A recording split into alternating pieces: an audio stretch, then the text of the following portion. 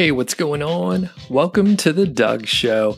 My name's Doug Cunnington, and in this episode, I interview Bryon Brewer of Human Proof Designs. I've been on Human Proof Designs, the podcast, something like 4 or 5 times. So Niche Site Project and Human Proof Designs, we're all good buddies. So I talked to Bryon, who is the new owner at Human Proof Designs. Now, I knew about HPD, as we call it, for quite some time because the founder, Dom Wells, and I, we started blogging and doing stuff online around the same time, followed sort of the same, trajectory, although, maybe at different levels or so, because Dom actually sold the business to Bryon, and that's what we talk about in this conversation, among other things. One very cool thing is Bryon and I have a pretty similar background with IT and management consulting and, having to work in the corporate world for a little while. In fact, we didn't talk about it, but I wonder if our paths crossed a little bit over the years just because of, similar companies that we worked with or worked for or whatever. Anyway, Bryon's a great guy, very smart, and it'll be pretty cool to see what Human Proof Designs has in store coming up over the next several months and just in the future in general. So this was a great conversation. Keep a listen out for, the way that Bryon was able to take his skills from his corporate gig, transfer it over into his own entrepreneurial type endeavors, and then, just constantly wanting to learn and do different and new things, stacking skills upon skills and taking it from there. So without further ado, let's talk to Bryon Brewer from Human Proof Designs. Hey, what's going on? It's Doug Cunnington here, and I'm with Bryon Brewer of Human Proof Designs. How are you today, Bryon? I'm doing great. Thank you for having me. And you and I met probably a month or so ago, and it was a little unexpected. I was, pinging some of my friends over at Human Proof Designs, and then I found out there was this guy, Bryon, doing some stuff, and I didn't know you. So can you just give a little intro on what you're doing at Human Proof and just a high level of your background a little bit? Yeah, sure. So yes, I started with Human Proof Designs back in April of this year. So I am the new owner of Human Proof Designs. I started talking with Dom Wells that many of your viewers, I'm sure, know or have heard of back last year, and became very interested in the business. So took that on, big project, kind of started in April. So I've been there right at 3 months now. So a little bit about me. So I live outside of Dallas, Texas, and I have 4 kids. So stay pretty busy with them, but 4 kids and wife. And then we spend a lot of time here in Dallas doing all kinds of activities with the kids. They're in swim team right now. And then we spend most of our summers up at Lake Texoma, which is right around the Oklahoma border. We have a lake house up there, so we tend to stay up there in the summers and then back down in Dallas for the winters. Let's see, a couple other things about me. I went to school at LSU and graduated from there, and then went and got my master's degree at the University of Texas, and have been involved in kind of technology field, consulting, development, online marketing for about 20 years now. Very cool. Very cool. And I worked in Dallas for maybe 6 months on a project back when I was consulting as well. Great town, really good barbecue, of course, all through the state, to be honest with you. But yeah, I really like Dallas. It was similar in a lot of ways to Atlanta, just, better barbecue, I would say. So yeah. Well, it's good to visit down here in the spring, winter time. So you come down here in summer, you're going to bake quite a bit. Yeah. Funny thing. Well, 2 funny things. I talk about the weather all the time. People make me aware of that. But I was there in like the summer of 2006, which you may not remember since it's been 13 years ago, but it was very warm that summer and it didn't rain much. And I know you guys have, it's like droughts or flooding kind of thing going on, like up and down. So I was there during a very hot summer, and I was like, it hasn't rained in like the whole time I've been here. It's crazy. So anyway, I found it very interesting that you and I have a pretty similar background. So you were doing like IT kind of stuff and some consulting. Can you talk a little bit about that? Obviously, some of it's confidential and, that's how it works. But can you give us like a background, like how your trajectory took you to where you are now? Yeah, sure. So when I graduated college, I started out just as a developer, writing applications in several different technologies. Back then, we were writing in something called Cold Fusion for a while. And originally, one of the big jobs that I started with was up in Virginia. And you may have heard like autotrader.com and trucktrader.com, rvtrader.com, atvtrader.com, all of those. So they had magazines out there at the 7-Elevens everywhere.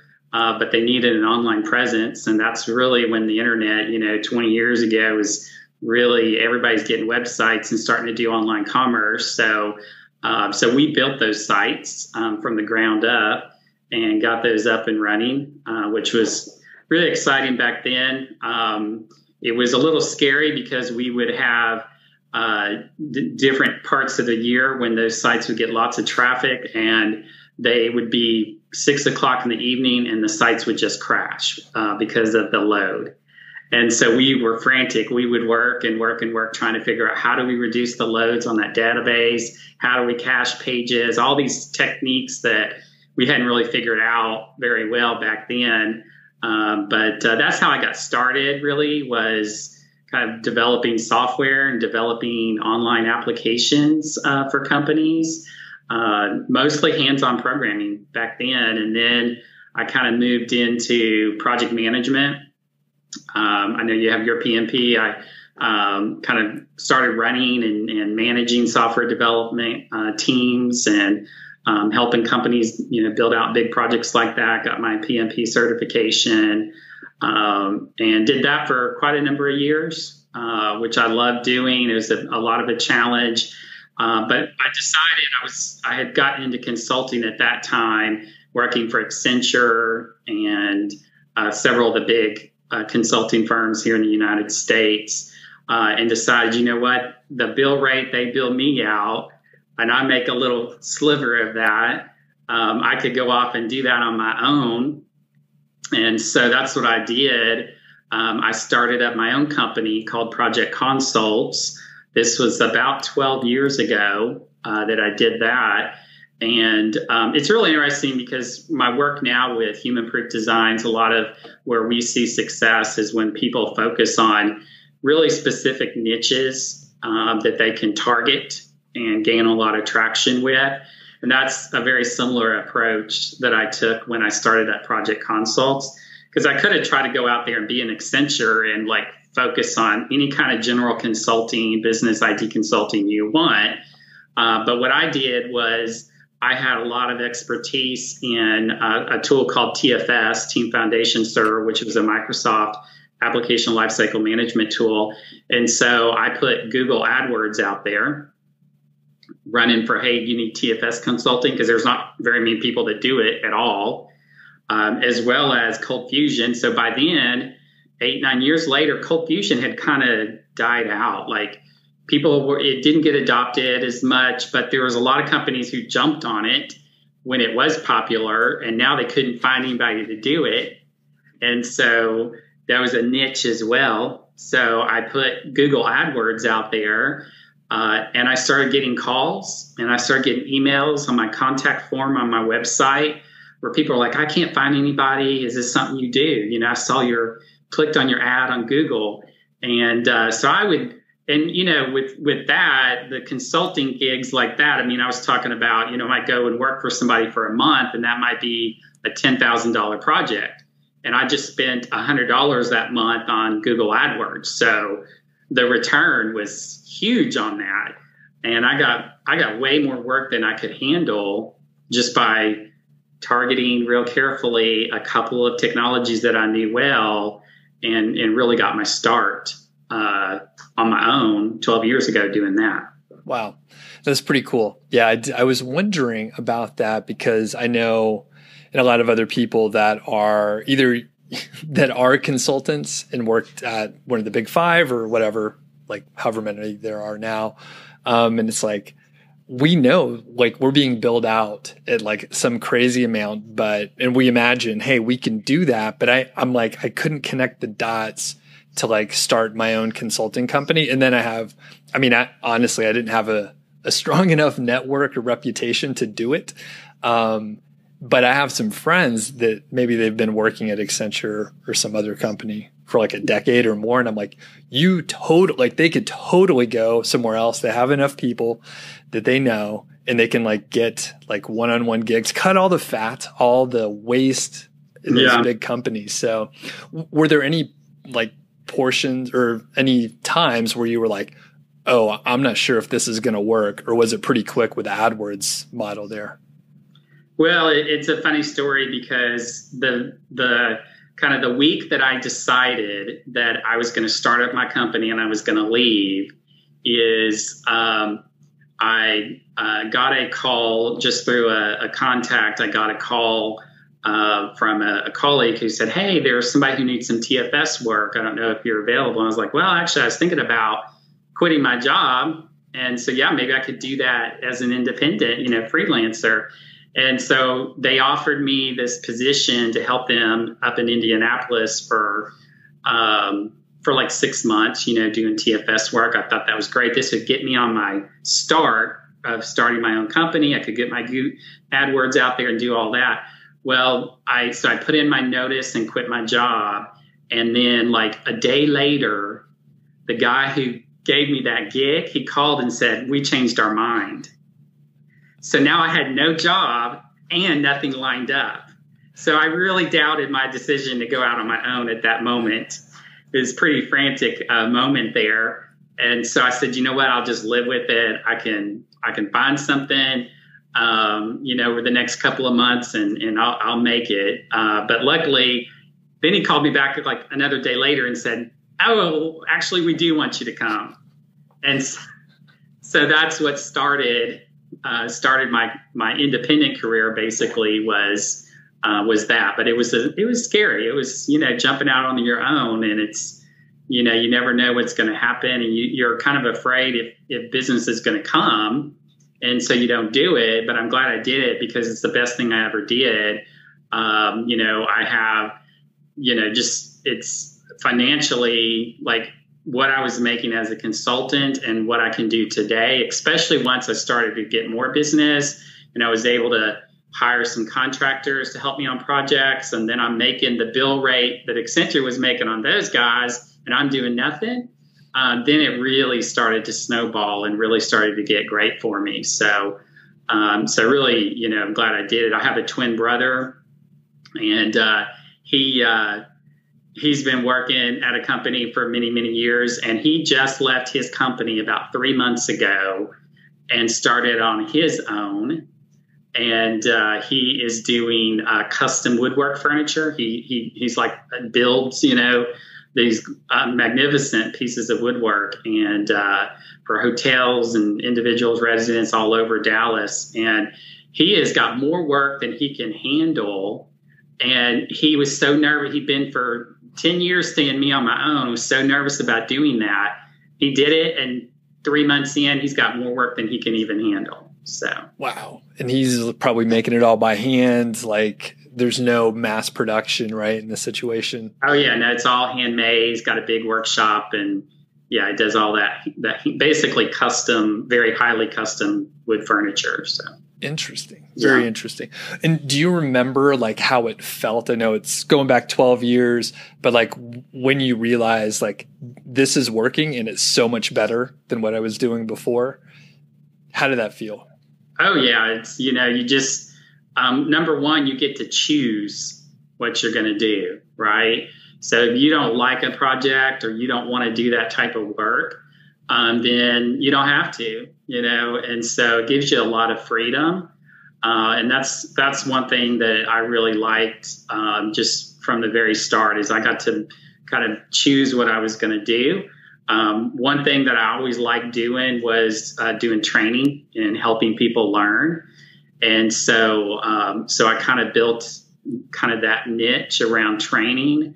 And so what I did there was I started advertising classes, and of course it takes a lot of time to write curriculum and build, well, how long it takes to write good curriculum and classes. And so I decided to partner with a training company, several training companies actually, that had curriculum. And I said, I'll go teach it and I'll sell it. I just need the curriculum. And that's what I did for a while. And then I kind of got smart and I realized that I can go teach the classes and do all this work, but I could also, I worked out a deal with them, kind of an affiliate model, commission model, where I said, I can go out there and I can sell the classes, which I'm doing anyway, but I'll have somebody else teach it, or I'll let my training partner find an instructor for it. I'll just sell it.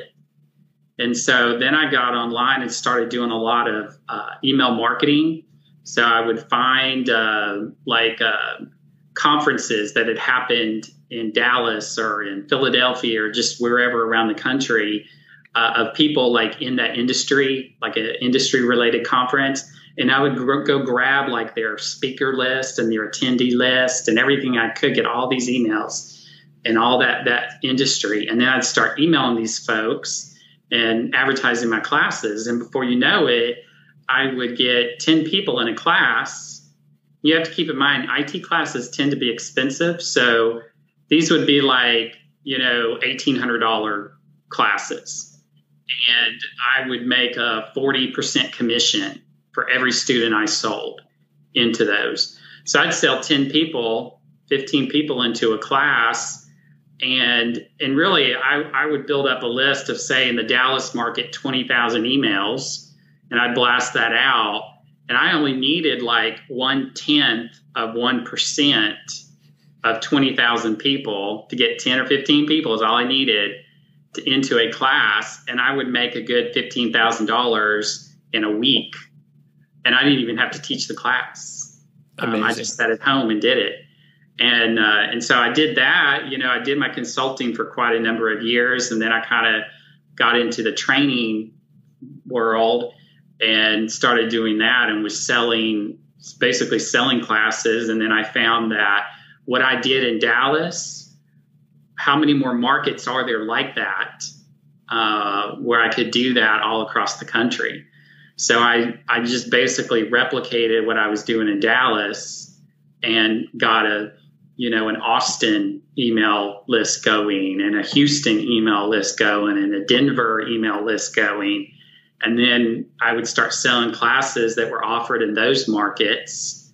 And I would build out I'd have a training website, and then I would build out a local subdomain, denver.projectconsults.com, Houston, so forth. And I'd offer the classes there, have the sign up. I'd market it via email, a little bit of AdWords, but it's real competitive. It's really tricky. Like doing consulting, I could do AdWords and make money at it. And those are big ticket things, But then when I got into training, it was a lot more competitive. And so I couldn't really make a lot of profit there. But email marketing was a key thing that I was able to do there, and then replicate that around the country into all the different markets and be able to sell those classes. So lots of different ways, I kind of was able to kind of own what I did and what I decided to do. Interesting. And sounds like, similar to me, you didn't really have much of a marketing or business background from your university years. Is that accurate? Yeah, I have a finance degree and then an MBA. So I have kind of the business side. technology and development programming, you think, well, computer science, but no, I always did programming and technology work, but I really had a business background. Oh, okay. Okay. So you got a big leg up. Okay. Got it. Now, that said, when did you get your MBA and the finance specialization and stuff? Was that all, actually, I'll just leave it open-ended. When did that happen? Yeah. So, I, graduated originally from LSU in 1999. And then I spent a couple of years out there working, started doing consulting for a local consulting firm, and then went and got my MBA. So probably about 6 years after my bachelor's, I got into and that took several years to do, but I think it's good to have a couple of years of experience out there in the field, out there in the industry, So then I went back and got the MBA, but that was way before I started up my own company and working on my own. Okay, cool. And that is 100% my observation too, because I remember when I graduated and got a job, there were a handful of people that got MBAs, and they were right out of undergrad, got their MBA, and then they showed up with us, and basically they were the same as everyone else, right? They had no additional experience. They were just they took some more classes and paid whatever, $150,000 more or something like that. So yeah, exactly. Interesting. So, okay. And then when you got your MBA, were you thinking, all right, this is just what people do? After you do some consulting, a lot of other people are doing that, or were you thinking entrepreneurship in the long run? Well, I don't know if I was thinking about it then. I felt probably like a lot of folks do, that an MBA is kind of your ticket to higher pay, especially in consulting, because when you're on the bench and a company, your consulting firm wants to present you to a potential client, it's great to have titles and certifications and degrees behind your name. So that's probably one of the big drivers, at least in the consulting industry, is one of the reasons I went back and got my MBA. And the University of Texas is great, but they do have kind of a specialty degrees in entrepreneurship, which if I had to do it over again, that would have been more practical and probably saved me a lot of headache over the years and things that I learned on my own. But I didn't think about it then. But it's certainly, I think those entrepreneur related business degrees or MBAs have a lot of value. Sure. For sure. Now, shifting gears a little bit, I'm interested why you were transitioning to different business models as you go, and you're continuing to do that. I have some theories, why I would do it, but I'm curious because it sounded like you had a pretty successful consulting gig, and then your own consulting gig, and then successful training, and now you have, human proof design. So what's going on? Yeah, so it's a good question. I think it's a mixture of a couple of things. One is, consulting is great for a lot of people. It's challenging, and every few months you get to go work on a new project, so you're not kind of stuck working on the same thing over and over. So I've always thrived on having new challenges, and so consulting was great for me. I didn't ever really like kind of the politics that go on inside of companies. And as a consultant, you didn't get involved in politics. You were there to do a job. And so you didn't have to worry about that. But you also only get paid when you're working. It's an hourly type thing. And so if you're not working with a client, then you're not getting paid. So there's kind of a limit to your income potential there. Certainly, you may look at hiring contractors and things, but, what happens is your margins start getting eat up when you have someone sit on the bench for 2 months while you're transitioning to another project or whatever. So even that can be a challenge. And so it's a hard business to necessarily run. So I really wanted to get into something that had, more potential as well as maybe less work, hopefully. And so that's why I got into, transitioned more into the marketing of training classes. I liked to do the training, but training to me was even more difficult than consulting, because at least in consulting, like, you can sit and study a problem or work on software or something on your own. When you're teaching, you're 100% on that whole day and standing in front of a class and working with those students. And so you feel drained at the end of the day. But when you're marketing and you're selling the classes, like I was doing, I could make quite a bit of money. And it's nothing is free in this world. It still required a lot of work, but there was a lot of income potential. I didn't have to travel as much doing consulting or training. And so that was good, especially, starting a family and having kids. That was a big plus to me. So that's why I got into that. The other part of the other reason is I just like something different, and I'm always, looking for another challenge. What's next? And so that's another reason I did that. Got it. Yep. And I think probably a lot of people in the audience can appreciate the fact of, like, starting something new. It's very exciting to learn like a whole new set of skills, and like be in that beginner's sort of mindset where you're making some mistakes and you don't know like how naive you are, like when you're getting into something new, and then you learn more and then things are good again. So that's very, very cool. Now, did you have any specific like challenges as you were transitioning from one to the other, or it was like pretty easy, like jump off points? Well, yeah, it's not easy when you start something new. When I moved from consulting into doing training, one thing that helped was, of course, licensing content from other companies, but eventually I, started to develop my own content, and then there's a huge amount of investment of time to do that. And there's just a lot to figure out as far as, how, like in that industry, how many days do you sell something for? Do you do a 2-day class or a 3-day class? Back then we were kind of, everything was in classroom, and then we started doing virtual classes. And so then that's a whole nother challenge of how to do virtual classes and keep people engaged. And so there's a learning curve to trying anything new. And then when you get into online marketing, especially email marketing, that's a whole nother challenge. This was, 9 years ago or so. And so it was a little bit easier then, but still you had to be careful about your email reputation.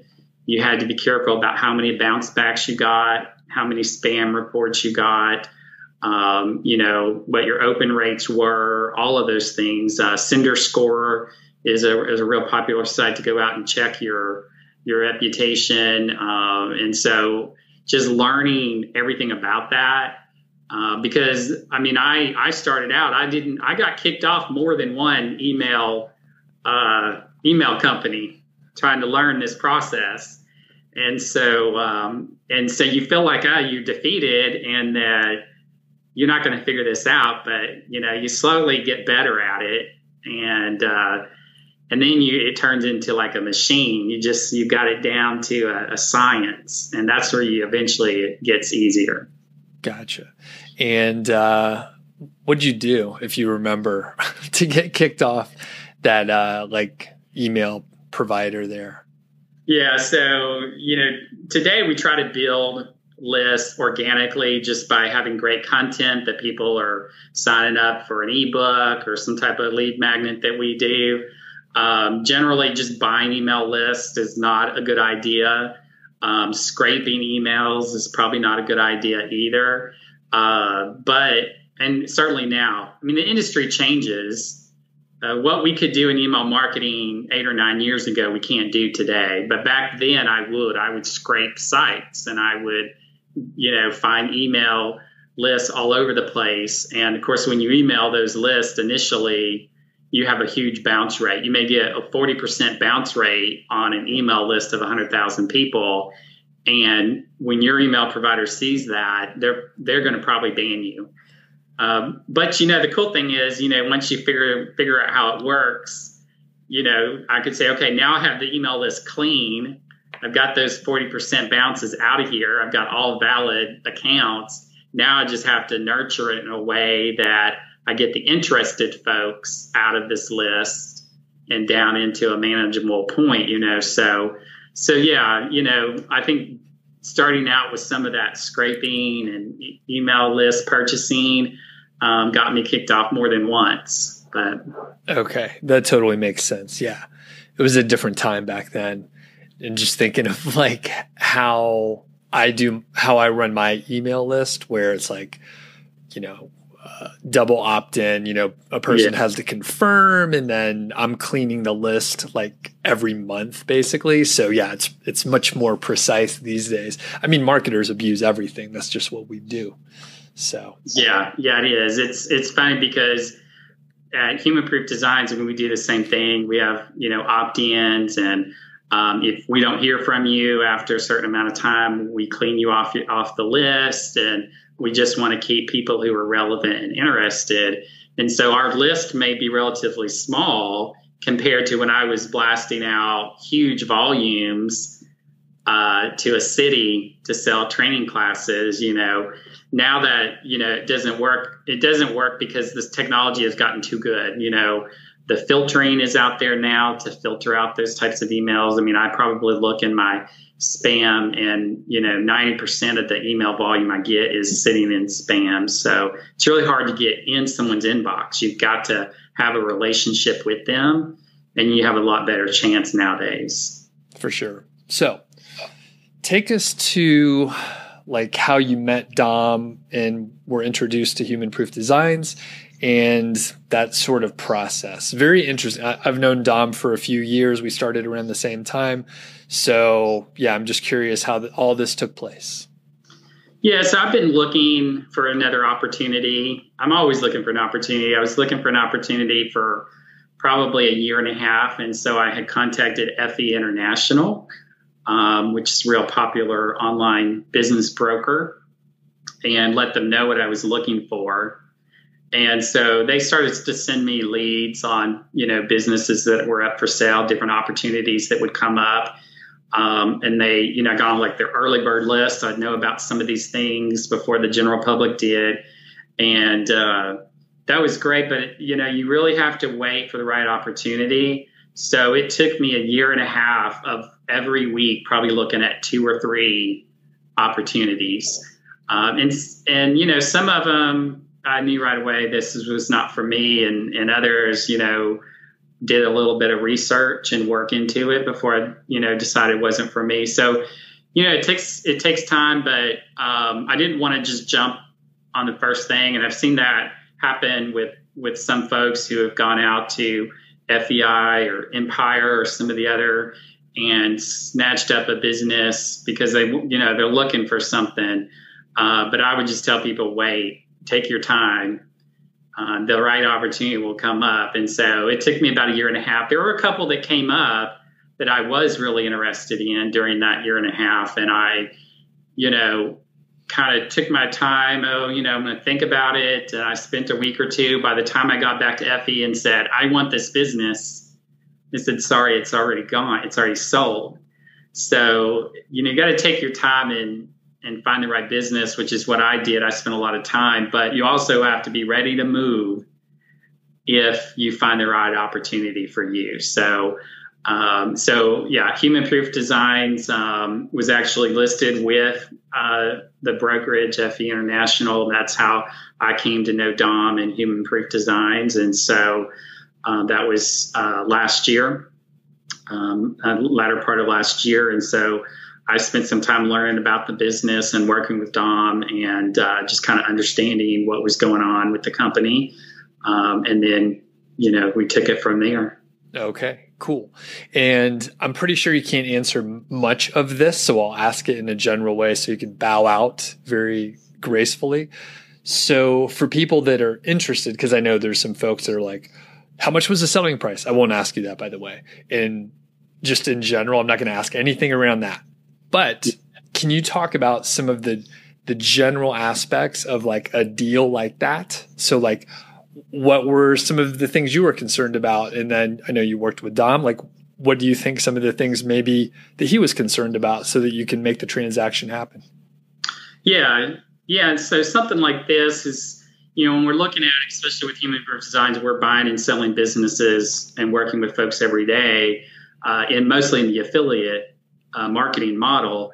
There it's a little bit easier because you usually don't have a large expense, recurring expenses, staff and overhead and all of those things that need to be accounted for, as well as income verification is typically easier in some of those types of businesses. So if there's a due diligence period that you go through to kind of understand what the business is doing from a revenue standpoint, how the operations are being run,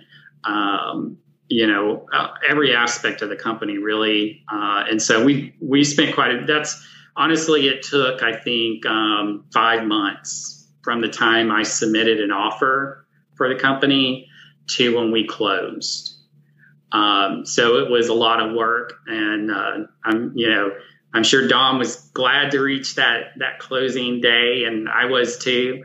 But you really have to spend a lot of time in due diligence going through everything. And, there's some lessons learned, I think, for both Dom and I as we went through that process. And, I think one of those is, and if any, people know Dom, he started, I believe, in 2013 and then kind of grew the company over a number of years. And, he didn't come from a background of running big companies, so it was a learning experience for him as well.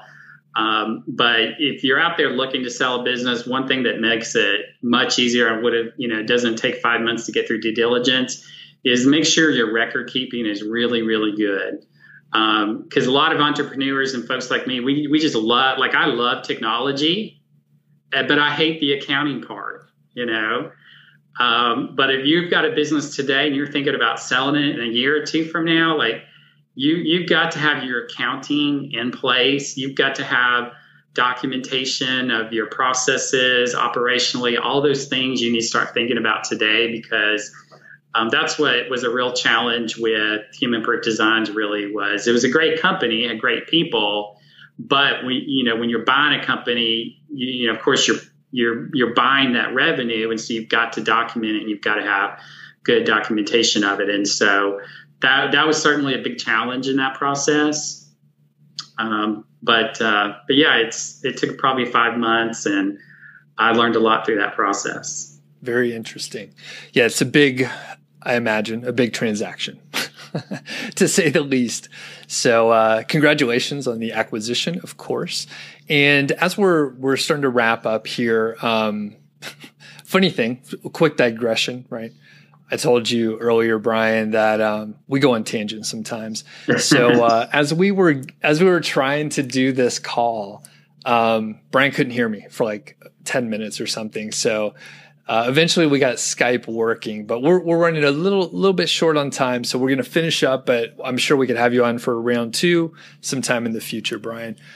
So before we go on, obviously people can find you at Human Proof Designs and stuff like that. But I'm curious about any future plans that you may have coming up with HPD. I know when there's new leadership in place, sometimes some new things happen. So what do you got going on? Well, we do. We have a lot going on, and so I'll kind of give you the spill on a few things that are coming. Number one, so many of you guys know that we offer content services. So we help write article and blog content, and we've done that for a number of years. So we're changing that model a bit. We've hired some new staff as well as changed some of the roles, and we now have dedicated content managers that actually start today. And so when you come to Human Proof Designs and you want content, you're going to work with a single person, and that single person is going to be responsible for understanding your needs and goals with the content on your site and what you need to help grow it. They're going to write outlines for that. And then they'll be responsible for coordinating with our writer staff and our editor staff to get your content developed. And then they'll be responsible for actually going out and getting that uploaded and formatted to your site and selecting the right images and all of that. So they're going to get to know your site really well. So those who have worked with us in the past, maybe you've had experience working with a researcher, and then someone else who's doing the writing and editing management, and then someone else who does uploading and image selection, all these different processes. And one thing coming from a technology background and kind of the DevOps world over the last few years is optimization of a process. And when you have lots of handoffs, there's a lot of opportunity for wait times. There's also a lot of opportunity for error and mistakes to happen. And so reducing the handoffs as much as possible is one of the goals we've had. And so all of our teams are kind of moving to that model to really have a dedicated content manager in this case for you.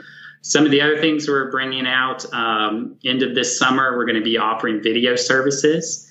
So we're going to be doing article trailers, which are like 90-second intros to an article, to a topic or review, whatever it might be, that you can blast out on YouTube, blast out on your site, blast out on social media. You know, people love these little 90-second videos. It really gets them engaged and they want more. And so they're going to click over and you're going to drive traffic via those 90-second trailers, as well as going to do full-on like 5-minute videos where we take an article that you've written or that you already have, and we have in a professional video recording studio with actors who actually will convert your article into a video, and then we'll professionally produce that, and you can release that video on YouTube, your site. You know, Google does take into account video as part of the rankings of your content, and so we find that a mixture of video is important on your site. We're getting the guest posts. We've been doing that privately for our SEO clients on those packages for a number of years now. So we've built a large database that we've done through just organic outreach. And so we're now going to make that publicly available outside of our SEO clients. And then the biggest news is, you know, we've been involved in affiliate marketing and websites for many years, have a lot of expertise in that. But we're getting into some new business models, which is going to be exciting. And we're kind of taking a spin on some of those. You've probably heard of, you know, some of them like drop shipping and local lead gen and all kinds of different business models out there. But a lot of those don't leverage what we've learned in affiliate marketing around how to build organic traffic and not just rely like on ad spends to generate traffic for these different business models. So we're taking a hybrid model of some of what we've done and seen really work for our customers and really able to build big businesses and expand that into a couple other business models that we're going to be offering the end of August. So some cool things are coming. Very cool. Very cool. So you have dedicated like content managers to help clean up the process, potentially, or I guess not potentially, but you have video services that are going to be rolling out too.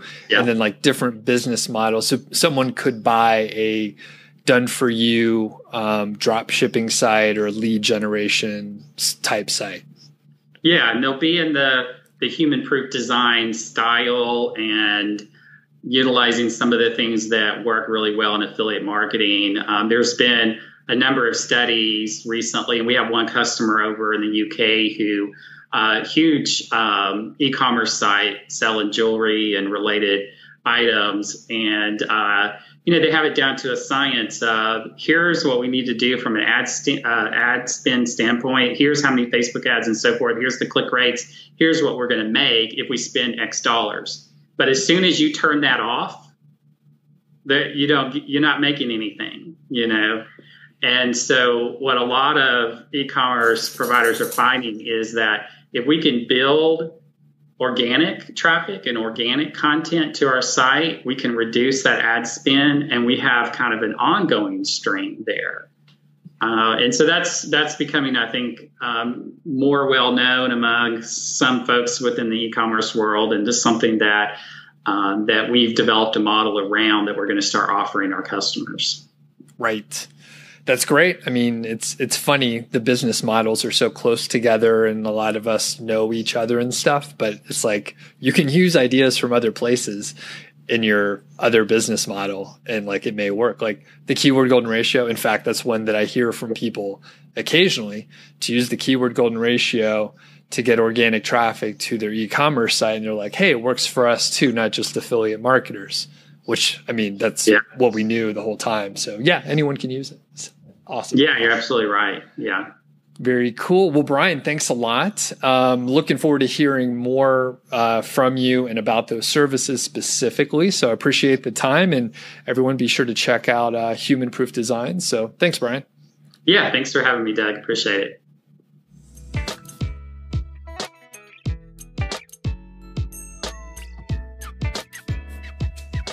Thanks again to Bryon for taking the time to chat with me for this interview.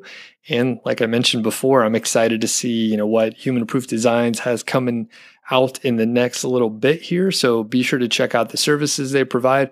By the way, I am an affiliate for Human Proof Designs, and recently I should have a discount code. I'm not sure what it will be. I haven't gotten it yet, but I'll put it in the show notes and stuff. So if you're looking to buy some stuff, particularly like the aged sites out there for Human Proof Designs, or the pre-made, done-for-you type affiliate sites, those are the ones you should definitely look out for. So I'm currently doing a case study on that. So it's an age site case study where I purchased a site that was out of the Google sandbox already. In fact, it was already getting traffic, and I bought this from Human Proof Designs. And then I'm outsourcing a lot of the other work that needs to be done, basically as much of the other work as I possibly can get other people to do. So that is sort of the approach for this case study. You can get more information on that at nichesiteproject.com/ASCS for that's age site case study. So if I can try to speak clearly here, but I'll put links in the show notes. And at this point, there's several other episodes out there. So maybe you've heard of it so far, or you've heard of it already. So anyway, check that stuff out. I'm an affiliate for Human Proof Designs, but I'm also a customer, and I pay for the products I get from them. So anyway, Human Proof Designs, they do a great job. One of the cool things with the case study is I'm not buying all the services from Human Proof Designs. Someone actually asked about that. Hey, why don't you just buy everything from HPD? Well, I like those guys a lot, but I want to talk about interesting things. And if I just buy everything from one spot, it is far less interesting. It's far less interesting for me to talk about. And part of the case study is to just like test services, see how they work, see how you can pair different services together to maybe get, better than the sum of the parts there. So that's kind of the idea. Check it out if you are interested in that sort of thing.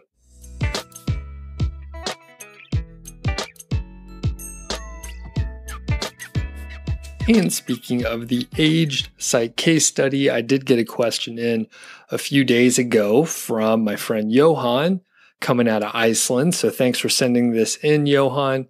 And he wanted to ask about link building and purchasing links from the Hoth or Logan X or other companies. And basically, Johan said this: personally, I want to use only, quote, white hat links, as you call it. And this is for two reasons. Most important, I want to have as much quality as I can on my site for the readers. And I'm thinking about the long-term business, and I believe it's essential to know the quality of the links that I put into the article, or at least that are pointing to my site. And for the same reason, which companies and blogs and so on. So, for example, Johan says, I never review material from companies that I don't have their product or don't trust their product. And actually, let me rephrase that. I think what Johan's trying to say is I don't review products from companies when I don't trust their product or the company in general. And if there was a link from them on their site, they believe, right? Johan believes that it would be sending the wrong messages. Part two of Johan's statement here is the worry about risk because of the problems that it may cause. So I'm putting all of actually, let me rephrase this again. So basically Johan thinks it could be too risky to get backlinks from a company like the Hoth or LoganX or whatever. And then Johan says that there are links that he uses and he feels like he trusts them. And some of those are like press releases, and certain companies offer that. I think the Hoth offers that. Human Proof Designs offers that. And there's probably 100 companies that do it, at least, 100 that you could probably just find in the next few minutes here if you search for it. And Johan says he personally trusts the Human Proof Designs press releases. And he says it feels like it's real news, and so on and so forth. So I'm not sure 100% if Johan actually had a question in there or just a series of statements, but I will comment on them since that's what I do here. So number one, anytime you're paying for a service to build links to your site, technically that is not white hat. So if you want to call it gray hat, maybe it's gray hat. If you want to put some other label on it, that's fine with me. I mean, it's just semantics at that point. But basically, if you're doing any activity, right, this is per the Google Webmaster Tools, subject to your interpretation. But generally, if you're doing any activity with the purpose of getting higher rankings, whether it's building links, whether it's paying for links, whether it's getting a press release, whether it's getting guest posts, whether it's actually like putting like a guest post on someone's site with the hopes that your rankings will go up, all of that is technically against the rules because, I don't have the webmaster guidelines right in front of me right this second, but generally doing something to improve your rankings, especially paying money for a link, that is frowned upon. We'll just put it that way. So read the webmaster guidelines on your own, make your own interpretations.